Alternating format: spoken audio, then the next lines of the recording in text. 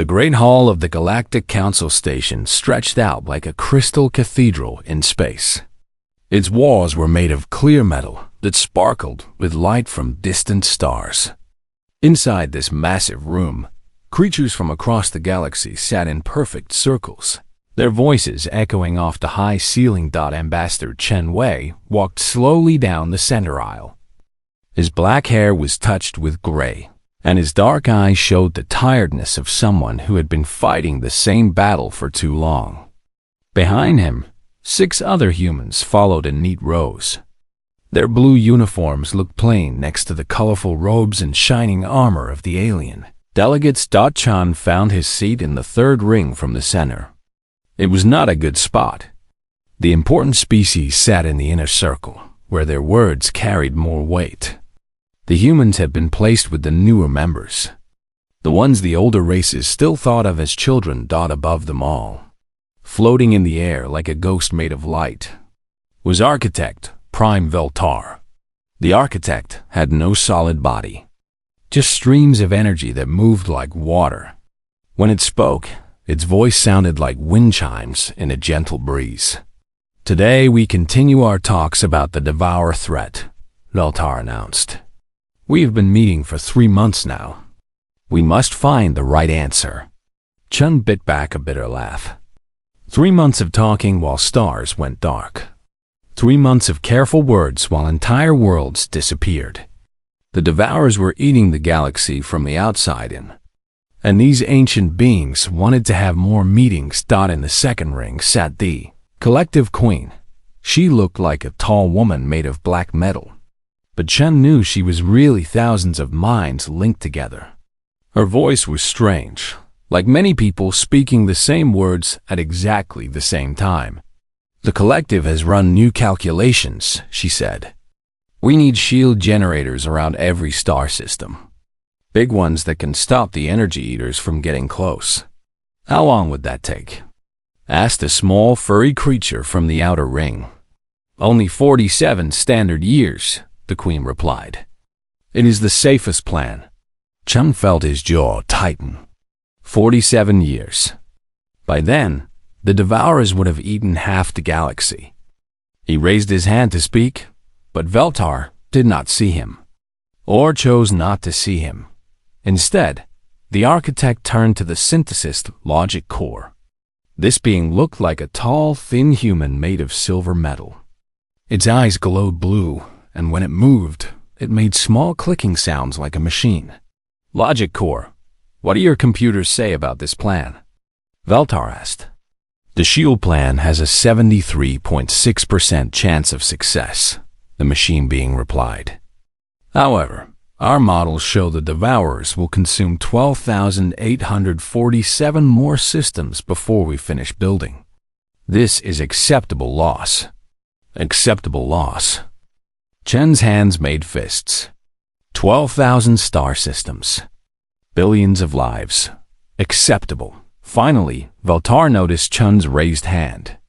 Yes, human delegate. You wish to speak? Chun stood up. Around him, hundreds of alien eyes turned to look. Some were curious. Most looked bored or annoyed. Thank you, Prime Veltar, Chun said, keeping his voice calm. My team has been studying the Devourer attacks. We think there's a faster way to stop them. Oh? Veltar's energy streams moved in what might have been amusement. Please, tell us about your solution. Chun activated his datapad. Above their heads, a hologram appeared showing the battle reports from the last 6 months. Every time we fight the Devourers with big fleets using standard tactics, we lose. They learn our patterns too fast. But look at this. He pointed to a small battle near the rim worlds. A single human cargo ship attacked a Devourer scout. The pilot flew straight at it. No shields, no backup plan. Just raw speed and determination. The Devourer couldn't adapt fast enough. It was destroyed. Murmurs rose from the crowd. Some sounded interested. Others sounded disgusted. What are you suggesting? Asked the collective queen. Small ships. Fast attacks. No predictable patterns. Hit them where they don't expect it, in ways they can't understand or copy. Use their need to analyze everything against them. Chun's datapad showed more images. We could have fleets of small fighters ready in 3 months, not 47 years. Human pilots are volunteering for missions that might not bring them home. We're willing to sacrifice everything to win. The hall erupted in noise. Aliens clicked, buzzed, and whistled their opinions. Most of the sounds were angry. Veltar raised one stream of light, and the room became quiet again. Human Chun, your species is still young. You do not understand the complexities of galactic warfare. We have been fighting wars since before your world had fire. Trust in our wisdom. But our way isn't working, Chun said, his voice getting stronger. How many more worlds have to die while we build shields and have meetings? The Logic Core's blue eyes flashed. Emotion is clouding your judgment. Human. Military decisions cannot be based on feelings. Your plans are chaotic and inefficient. Chaotic, yes, Chun agreed. That's exactly why they'll work. The Devourers expect order. They expect logical plans they can study and counter. But humans don't always follow logic. Sometimes we do crazy things that work because nobody expects them. The collective queen spoke, her many voices blending into one cold sound. Sacrifice is wasteful. The collective preserves every mind. Your willingness to throw away lives shows your primitive nature. Chun felt his temper rising but kept it under control. We're not throwing lives away. We're choosing to risk everything to save everything. There's a difference. The difference is civilization, Veltar said with finality. Young species often confuse courage with foolishness. When your people have lived as long as ours, you will understand the value of careful planning. The architect turned to address the whole assembly. We shall continue with the shield plan. It is tested. It is safe.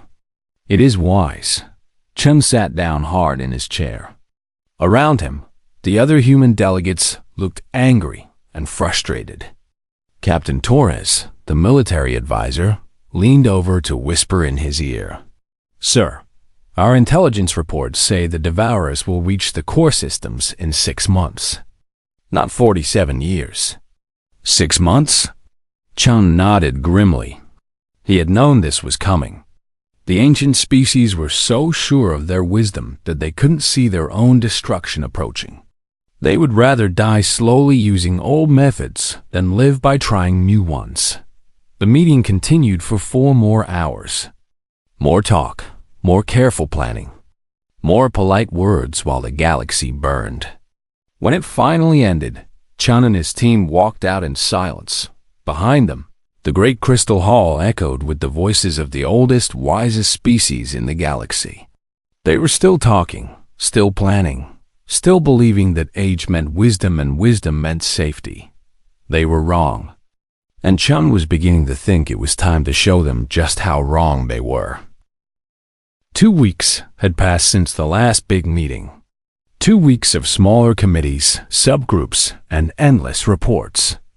Chun sat in his quarters on the human diplomatic ship, reading the latest intelligence updates. The news was not good. Sir? Captain Torres knocked on his door. The emergency session is about to start. Chun closed his datapad and followed Torres through the ship's narrow corridors. The emergency had come faster than anyone expected. 3 more star systems had gone dark in the past 48 hours. The Devourers were moving faster, growing bolder. The council chamber felt different this time. There was fear in the air, sharp and bitter like smoke. The usual calm discussions had been replaced by worried whispers and nervous movements. Veltar floated in the center, its light streams moving faster than usual. Council members, the situation has become critical. The Devourers have changed their attack pattern. They are no longer moving in predictable waves. Chun leaned forward. Finally, maybe they would listen to reason. The collective queen spoke next. Our hive mind has analyzed the new data. The Devourers appear to be learning from each battle. They adapt their tactics within minutes of encountering resistance. Exactly what we told you, Chun muttered under his breath. The logic core's mechanical voice cut through the murmurs. Probability of shield construction success has dropped to 31.7%. The Devourers are moving too fast. We need a new approach. Chun stood up quickly. Council Prime, if I may speak. Veltar's energy streams seemed to dim. Very well, human delegate. My tactical team has been running non-stop simulations. We can have a strike force ready in 2 weeks. Small, fast ships using unpredictable attack patterns. We hit them before they can adapt, then disappear. It's guerrilla warfare on a galactic scale. The chamber erupted in angry voices. Chun could hear words like primitive, barbaric, and madness in a dozen different languages. Veltar raised its streams for silence. Human Chun, your species continues to propose violence as the first solution. This is precisely why younger races must be guided by elder wisdom. Guided? Chun felt his patience finally starting to crack. You mean controlled. Precisely, said a new voice from the inner circle. Council Elder Zarthik of the Dominion rose from his seat. He looked like a giant lizard wearing golden robes, and his yellow eyes glowed with ancient pride. Younger species lack the perspective to make proper decisions during crises. They panic. They make emotional choices that endanger everyone. Chun's hands tightened into fists. We're not panicking. We're trying to save lives. By throwing away your own lives meaninglessly, the collective queen replied. The collective values every mind. Your willingness to sacrifice individuals shows your evolutionary immaturity. Captain Torres whispered urgently to Chun. Sir, our latest intelligence says the Devourers will reach Earth's sector in 4 months. Not 6. 4 months. Chun felt something cold and hard settle in his stomach. These ancient beings were going to debate their way to extinction. Council Prime, Chun said, standing again. My species has survived ice ages, plagues, world wars, and nuclear weapons. We've faced extinction before and won. Not through careful planning or ancient wisdom, but through the willingness to do whatever it takes. Veltar's voice carried a note of condescension that made Chun's jaw tighten. Human Chen, your species has existed for a mere 10,000 years of civilization.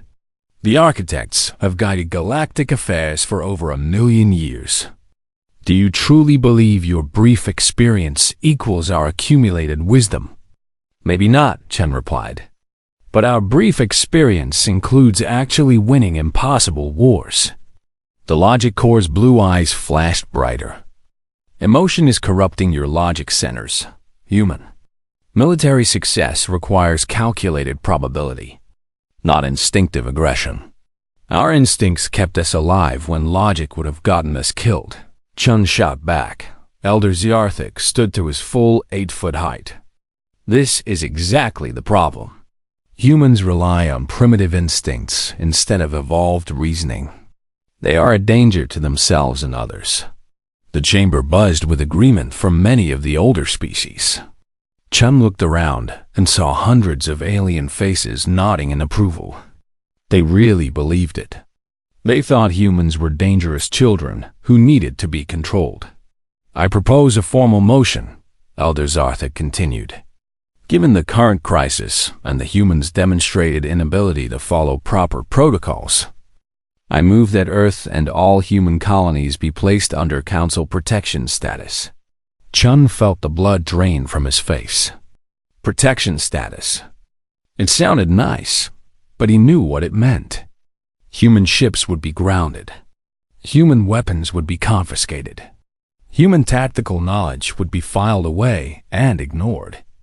They would become protected pets while the galaxy burned. All in favor? Veltar asked. Lights began appearing across the chamber. Red for yes, blue for no. Chun watched in growing horror as red lights outnumbered blue by more than 6-1. The older species voted as a bloc. Some of the younger races joined them, hoping to gain favor with the elders. Motion passed, Beltar announced. Effective immediately, humanity is placed under Council protection status. All human military assets will be transferred to Council control within 72 standard hours. The chamber erupted in cheers and applause from most of the delegates. A few of the younger species looked uncomfortable, but they stayed quiet. Chun stood slowly. His hands were shaking, but his voice was steady when he spoke. Council Prime, may I address the Assembly one final time? Of course, human delegate. Though your protection status begins immediately, you may speak. Chun looked around the great crystal hall. He saw beings from 1,000 worlds, creatures who had lived for centuries, civilizations that had existed since before his species discovered fire. They were all looking at him with the same expression his own grandfather had once worn when correcting a small child. Honored delegates, Chun began, his voice quiet but carrying clearly through the chamber. 3 months ago, you asked humanity to join this alliance against the Devourers. We came because we believed in working together. We shared our knowledge, our resources, our willingness to fight. He paused, looking directly at Beltar. But you never wanted allies. You wanted obedient children who would follow orders and never question your wisdom. Murmurs of displeasure rose from the crowd. But Chun continued. You call us primitive because we're willing to die for our beliefs. You call us chaotic because we don't follow your ancient rules. You call us dangerous because we think there might be new solutions to old problems. Chun's voice grew stronger. But here's what you're going to remember when the Devourers are eating your home worlds. You had allies who knew how to fight impossible wars. You had partners who had survived every extinction event their world could throw at them. You had friends who would have died to protect your children. The chamber had grown completely silent. Even Veltar's energy streams had stopped moving. And you chose to treat them like dangerous pets instead of trusted allies. Chun looked at Captain Torres and the other human delegates. Pack our things. We're going home. The silence stretched for several heartbeats. Then Elder Zarthik laughed, a sound like rocks grinding together. Where will you go, little human? You need our protection. Your species cannot survive alone in a galaxy full of threats. Chun smiled for the first time in weeks. It was not a pleasant smile. Counselor Zarthik, my species has been surviving alone since before your civilization learned to make fire. We'll figure it out. He turned and walked toward the exit. The other humans followed without a word. Behind them, the Great Assembly sat in stunned silence, watching their newest allies walk away into an uncertain future. The news spread across the galaxy faster than light itself. On the trade station at Nexus Point, a Keth merchant named Velkan was loading cargo when his communication device buzzed with an emergency alert. He read the message twice, his 4 eyes widening with each word. Humans withdrawing from all Council space. All human vessels ordered to return to Sol Sector immediately. Around him, the busy loading dock suddenly felt very quiet. Human cargo ships had been a common sight here for the past 5 years. They were reliable, fast, and their crews were known for being helpful when other ships had problems. Now they were leaving. Vulcan watched as the human freighter New Shanghai powered up its engines across the docking bay. Captain Rodriguez had been trading here for 3 years. They had shared many drinks and stories together. But now the captain wouldn't even return his communication calls. The same scene was playing out on 1,000 stations and ports across Council space. Human ships were departing with no explanations, no goodbyes, no discussions about future contracts. They simply left. Back on the Council station, the assembly hall buzzed with nervous energy. The vote to place humans under protection had been celebrated just 6 hours ago. Now that celebration felt hollow and strange. "Perhaps we acted too quickly," said Counselor Thekmi of the Zelani. She was young for her species, only 200 years old, and her blue skin showed the worry patterns of her people. The humans seemed genuinely upset. Elder Zarthik waved a dismissive hand. "Let them have their tantrum. They will return when they realize they need our protection. Younger species always do." But Architect Prime Veltar seemed less certain. Its energy streams moved in slow, thoughtful patterns. The humans have withdrawn all their ships very efficiently. This was planned in advance. The logic core processed this information with mechanical precision. Probability analysis suggests the humans anticipated this outcome. Their withdrawal is too organized to be spontaneous. In the outer rings of the assembly, some of the younger species were having their own discussions. The Keth delegate, Ambassador Velron, spoke quietly to his neighbors. "My cousin works at Nexus Point," he said. Human traders, they were buying extra fuel and supplies for weeks. They were preparing to leave. The Zelani delegate nodded. "Our intelligence reports show human ships gathering in remote sectors. They have been building supply bases in neutral space." "Why would they do that?" asked the representative from New Corinth. An older voice answered from behind them. It was Sage Mordun of the Eternal Brotherhood, a species known for their long memories and careful observations. "Because they have seen this pattern before," the sage said quietly. "Read their history. Humans have been forced to choose between freedom and safety many times. They always choose freedom, even when it means suffering." Meanwhile, in deep space, the human exodus continued. Cargo ships, passenger vessels, scientific research platforms, even small private yachts, all heading toward the outer rim where human colonies waited. Admiral Sarah Okafor stood on the bridge of the battlecruiser Defiant, watching the flow of ships on her tactical display. Each dot of light represented human families, human dreams, human hopes for the future. All of them leaving behind the promise of galactic civilization to return to uncertainty. "Admiral," her communications officer reported, "we're getting messages from Council species requesting meetings. The Keth want to establish private trade agreements. The Zelani are asking about defensive pacts." "Any from the elder species?" Okafor asked. "No, ma'am. Radio silence from the Architects, Collective, and Dominion." Okafor wasn't surprised. The elder species had made their position clear. Humans were children who couldn't be trusted with adult decisions. Pride would never let them admit they might have made a mistake. "What about Ambassador Chun? Any word from the diplomatic team?" "Yes, ma'am. Ambassador Chun reports that 17 younger species have approached him privately. They're concerned about the Council's handling of the Devourer crisis." Okafor nodded grimly. The younger species had reason to be worried. They knew that if the Devourers couldn't be stopped, their worlds would be the first to die. The elder species lived in the heavily defended core systems. The outer rim colonies would be eaten first. On the mining station at Kepler's Edge, human supervisor Mike Hassan was shutting down the facility's main operations. His crew of 30 humans was packing essential equipment while abandoning the massive infrastructure they had built over the past 8 years. "Boss," his foreman called out, "the Alterian crew wants to know if they can take over the operation." Hassan looked at the group of tall, thin aliens who had worked alongside his people for years. They were good workers and decent beings, but they didn't have the human talent for extracting minerals from impossible locations. "Tell them they're welcome to try," Hassan said sadly. "But this station was designed for human reflexes and human problem-solving. They'll struggle to keep it running."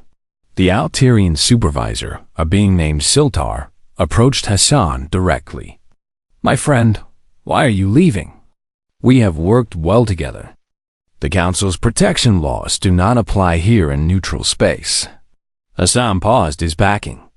Siltar had been a good friend and partner. It's not about the laws, Sil. It's about respect. The council made it clear that they think humans are dangerous children who can't make their own decisions. We can't work with people who don't trust us. But the Devourers are coming, Siltar protested. Everyone needs to work together. The council doesn't want us to work together, Hassan replied. They want us to shut up and follow orders. That's not partnership. That's slavery with better food. Across the galaxy, similar conversations were happening on hundreds of stations, colonies, and trading posts. Humans were not just leaving. They were explaining why they were leaving. And many non-human species were beginning to understand that something important had been lost. Back on Earth, President Chen Wei's sister, Dr. Liu Chen, was coordinating the largest logistical operation in human history. From her office in Geneva, she managed the return of nearly 2 million humans from across the galaxy. Status report, she requested from her staff. Civilian evacuation is 67% complete, her aide reported. Military withdrawal is ahead of schedule. Admiral Okafor reports all strategic assets have been removed from Council space. Any word from the Council? Several individual species have requested private negotiations, but the main Council hasn't officially responded. Dr. Chen looked out her window at the busy spaceport below. Ships were landing every hour, bringing home humans who had left Earth to help build a better galaxy. Now they were coming back. Not in defeat, but in defiance. Her communication system chimed with an urgent message from Admiral Okafor. The text was short but alarming. Council intelligence suggests his Devourer advance faster than predicted. Estimated arrival at Outer Rim, 8 weeks. 8 weeks. Dr. Chen felt her stomach drop. The Council's shield plan would take decades. Their careful committees and wise deliberations meant nothing now. In 8 weeks, the Devourers would reach the first inhabited systems, and humanity would not be there to help, defend them. She thought about her brother, standing proudly in that crystal hall, walking away from the most powerful alliance in galactic history. The elder species thought humans were too proud, too stubborn, too dangerous to be trusted. Maybe they were right about the stubborn part. Humans had always been willing to stand alone when standing together meant giving up their principles. Throughout history, they had chosen difficult independence over comfortable submission. But as she watched another ship full of returning humans land at the spaceport below, Dr. Chen wondered if this time human stubbornness might doom not just humanity, but every free species in the galaxy. The Devourers were coming, and the galaxy had just lost its most experienced fighters. Whether that was humanity's fault or the Council's fault would soon be decided by fire and darkness among the stars. The first attack came without warning. Commander Zelther of the Collective Defense Fleet was reviewing formation patterns when his ship's sensors suddenly screamed with alerts. Where empty space had been just moments before, dark shapes now moved like living shadows against the stars. Contact, contact, his sensor operator called out. Multiple Devourer vessels dropping out of hyperspace. They're not following standard approach vectors. Zelther's mind instantly connected to the collective hive mind. Thousands of thoughts merged into one perfect tactical consciousness. The fleet would respond as a single organism, just as they had trained for centuries. All ships, Formation 7, Zelther commanded. Present unified front. Activate harmonic shield grid. 300 collective warships moved with perfect precision. Each vessel knew exactly where it needed to be, exactly when to fire, exactly how to support its neighbors. It was military art refined over 1,000,000 years. The Vajyams. Devourers ignored every rule of engagement the collective knew. Instead of approaching in battle formations, they scattered like insects. Instead of concentrating firepower, they attacked from dozens of different angles. Instead of following logical targeting priorities, they seemed to choose victims at random. "They're not making sense," the sensor operator reported, panic creeping into his voice. "No pattern, no formation, no strategy." But there was a strategy. The Devourers were learning from every shot the collective fired, every movement their ships made, every tactical decision the hive mind chose. Within minutes, they began to predict the collective's perfect coordination. When the collective ships moved left, the Devourers were already there. When they concentrated fire, the enemy had already shifted position. The perfect unity that made the collective so powerful had become their greatest weakness. "They're reading our hive mind," Zeltha realized in horror. "Every thought, every decision. They know what we're going to do before we do it." The battle became a massacre. Collective ships exploded in perfect sequence as the Devourers turned their own coordination against them.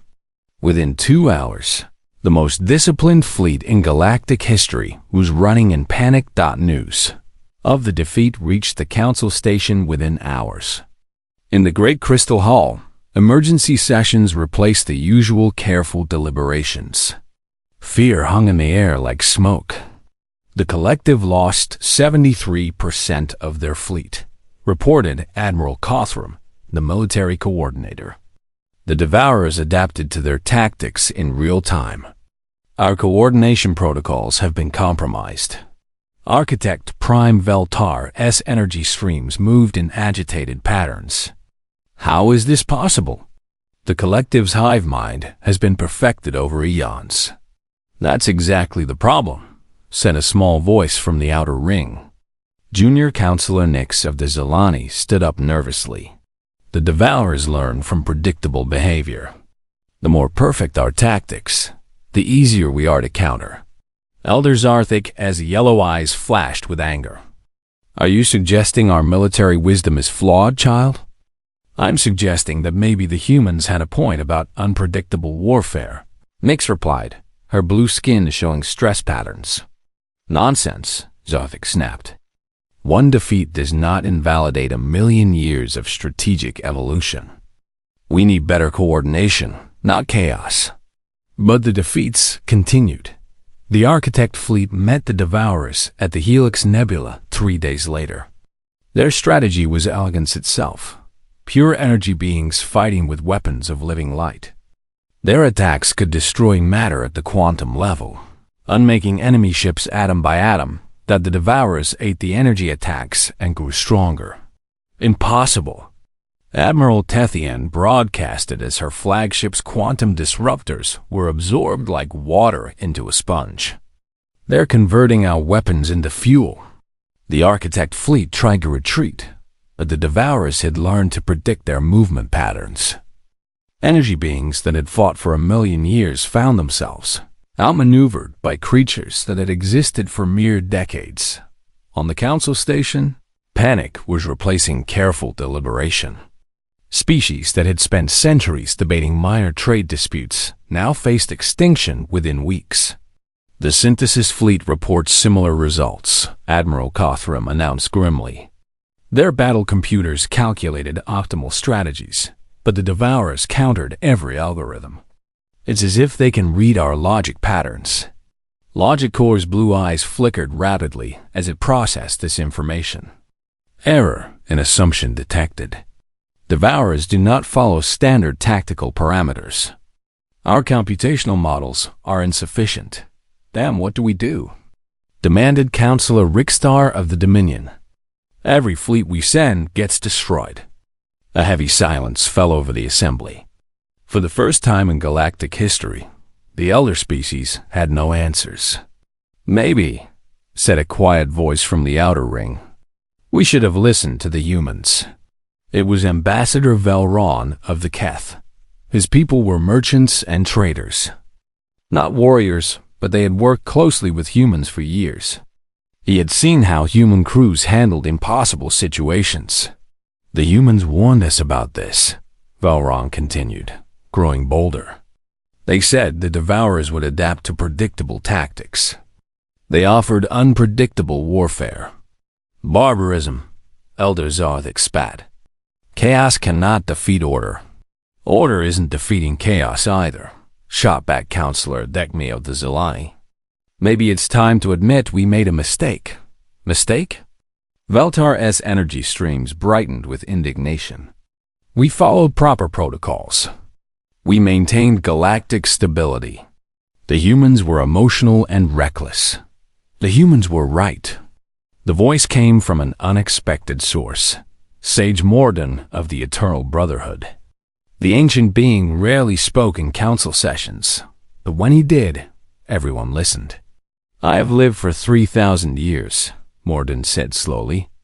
I have seen many wars, many crises, many moments when the galaxy faced extinction. And I have learned something that you elder species seem to have forgotten. The hall grew completely silent.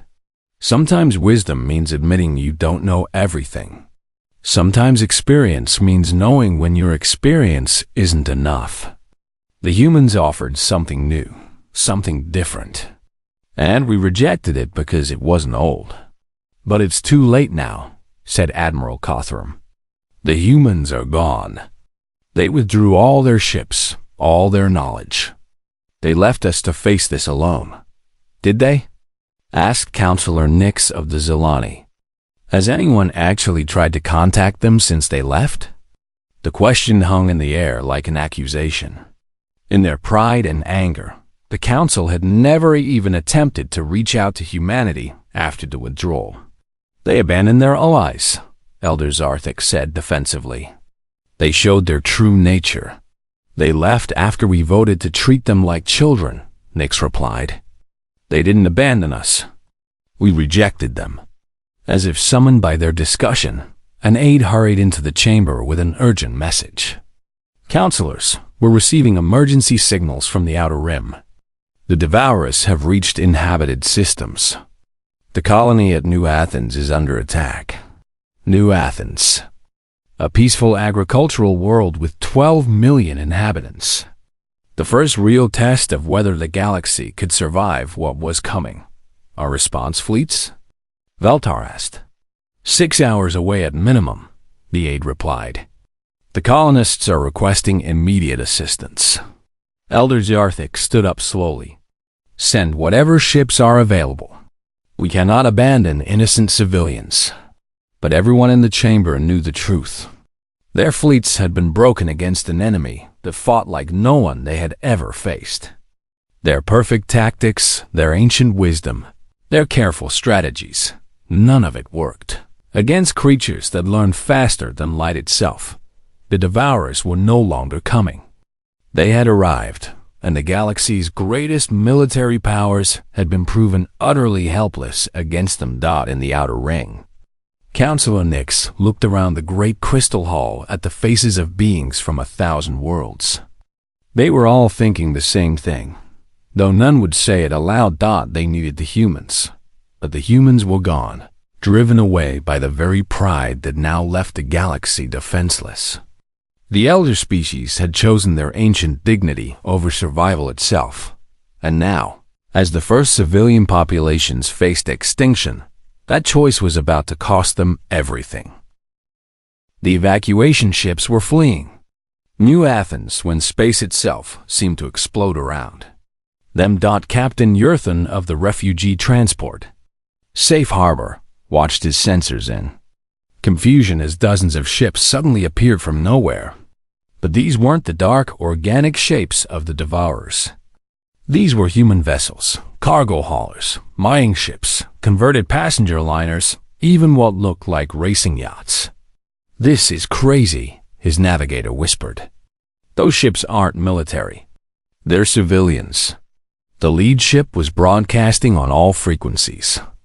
The voice was calm, almost casual, like someone discussing the weather. This is Admiral Sarah Okafor of the Terran Defense Force to all Devourer vessels currently attacking New Athens. You have 10 seconds to withdraw from this system, or we will demonstrate why humans are considered galactically inappropriate. Captain Yurthan couldn't believe what he was hearing. A human admiral, addressing creatures that had destroyed 3 of the galaxy's most powerful fleets, was giving them an ultimatum. The sheer audacity was breathtaking. The Devourers ignored the warning, as expected. They had learned that most species made empty threats when facing superior force. They had never faced humans before.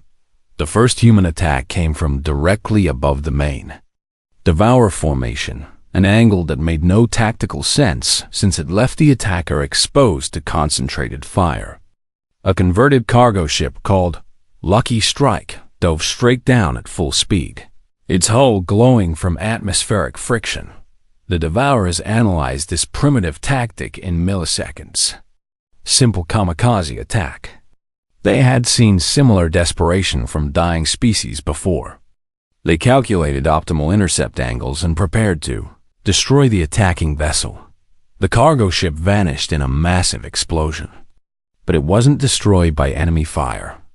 The humans had detonated it themselves, right in the middle of the Devourer formation. The explosion wasn't random. It was carefully timed to create a debris field that blocked the enemy's sensors for exactly 17 seconds. In those 17 seconds, 40 more human ships attacked from impossible directions. Mining vessels came from beneath the planetary disk, their industrial lasers cutting into Devourer hulls like hot knives through butter. Racing yachts darted between the larger ships, too small and fast to target effectively. Passenger liners converted into missile platforms launched everything they had, and then rammed enemy vessels before the Devourers could adapt to their sacrificial tactics. What are they doing? Yurthan's navigator asked in amazement. This isn't warfare. This is insanity. But it was working. The Devourers, for the first time since their arrival, were being pushed back. Their adaptation protocols couldn't process the humans' complete disregard for military logic. Every time they predicted a tactical pattern, the humans did something that made no sense at all. Admiral Okafor stood on the bridge of her flagship, a converted cruise liner called Wandering Star. Her tactical display showed chaos, human ships scattered across the battle zone with no apparent coordination.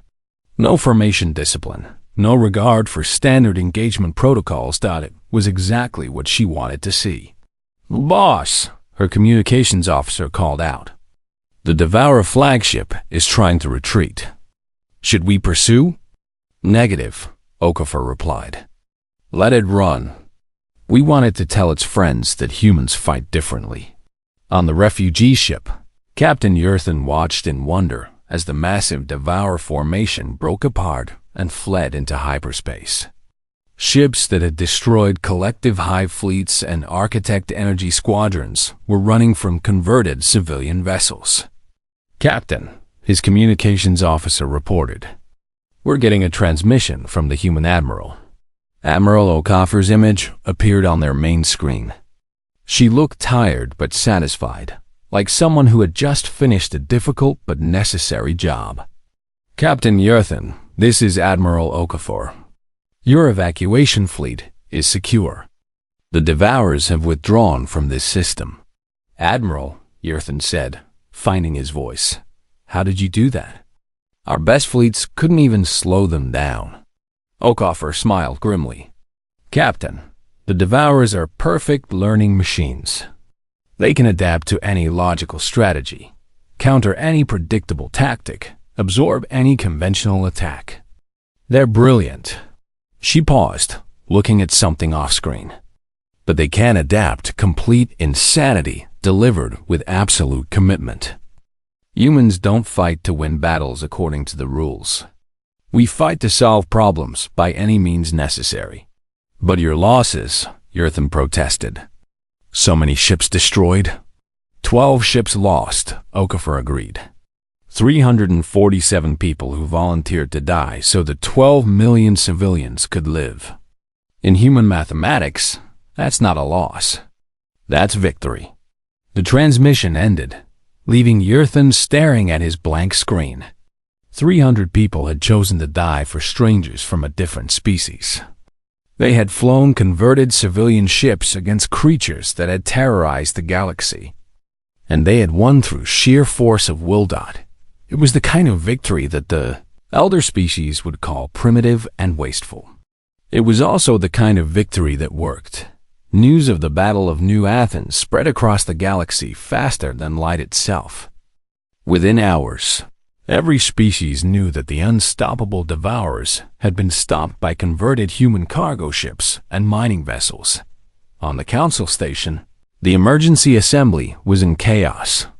Species that had dismissed humanity's withdrawal were now demanding immediate contact with Earth. The careful dignity of galactic civilization had been replaced by desperate practicality. "We must request human assistance immediately," declared Councillor Dekmi of the Zilani. "They are clearly the only ones who can fight this enemy effectively." Elder Zarthik's pride fought against reality. One battle does not prove their methods are superior. It could have been luck. Luck? Ambassador Velron of the Keth stood up angrily. "They saved 12 million lives with fishing boats and cargo haulers. How is that luck?" Architect Prime Veltar energy streams moved in slow, thoughtful patterns. "Perhaps we should consider the possibility that we were mistaken about human capabilities." The admission sent ripples of shock through the assembly. Veltar had led the galactic community for over 50,000 years. For it to admit error was almost unprecedented. Logic Core's blue eyes flickered rapidly. Probability analysis suggests human tactical approach may be optimal against adaptive enemies. Chaos theory indicates unpredictable systems cannot be perfectly countered. "So what do we do?" asked Admiral Cothram. "How do we contact them after driving them away?" The answer came from an unexpected source. The great doors of the assembly hall opened, and a small group of humans walked in. Leading them was Ambassador Chen Wei, looking exactly as calm and composed as he had when he left. Behind him came Admiral Okafor, Captain Torres, and 3 other humans wearing the simple blue uniforms of Earth's diplomatic corps. The hall fell completely silent as Chen walked down the center aisle to his old seat in the 3rd ring. But this time, he didn't sit down. He stood facing the inner circle where the elder species waited. "Counselors," Chen said quietly, "I believe you wanted to speak with us." Elder Zarthik found his voice first. "Human Chen, we were not expecting your return. Given the current crisis, perhaps we can discuss modifications to your protection status." Chen held up one hand, and the elder fell silent. "Counselor Zarthik, humanity is not here to discuss our status in your alliance. We're here to discuss your membership in ours." The gasps that echoed through the hall would have been audible from space.